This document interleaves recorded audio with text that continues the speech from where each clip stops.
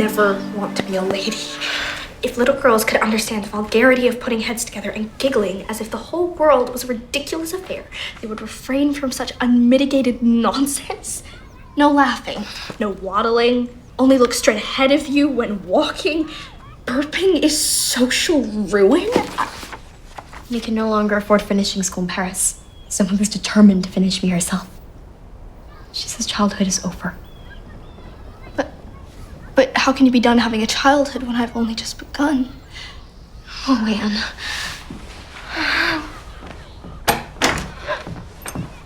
Sorry. It's all right. We've only just learned that our friendship has been sentenced to death.